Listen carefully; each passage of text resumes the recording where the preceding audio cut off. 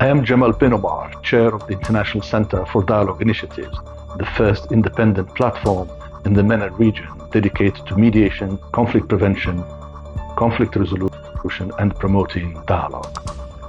After months of research and dialogue with many Libyan stakeholders, we're excited to present our report, Libya, an assessment of 12 years of international mediation.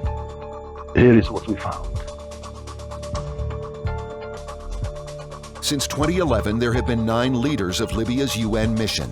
They have each had their own strategies for how to reach peace, and the lack of overall unified approach has weakened the international mediation's positioning over time. The negotiations for the landmark Libyan political agreement and subsequent talks were essentially restricted to the victors of the 2011 civil war. A good lesson to keep in mind is that peace is made with enemies. Women's participation has not constituted meaningful representation. Leaving the issues related to women and civil society unaddressed reduces inclusivity, weakens ownership, and ignores the conditions that generate conflict and violence.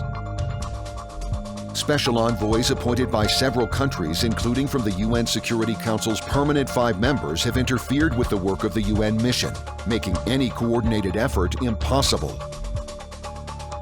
Libyan civil society organizations have not had a major role in negotiations. Participants in our dialogue said that the concept of Libyan ownership was often just part of UN jargon and not put in practice. A number of foreign countries have sought to influence the dialogue explicitly and implicitly and subvert it to their respective interests. Our report made several policy recommendations, including Libyan stakeholders should cease to rely on external actors and external solutions. Libyans must reach an agreement on convening an all-inclusive national dialogue that focuses primarily on achieving national reconciliation.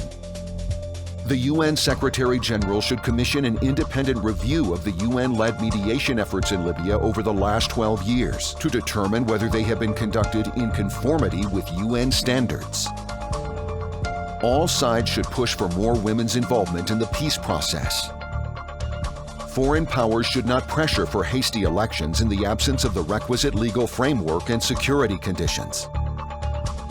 The international community should bring an end to the proliferation of uncoordinated mediation processes. Members of the UN Security Council must live up to their commitment to abide by the arms embargo and stop providing weapons to the parties of the conflict. Thanks for watching, and stay tuned for more of our original in-depth reports coming soon.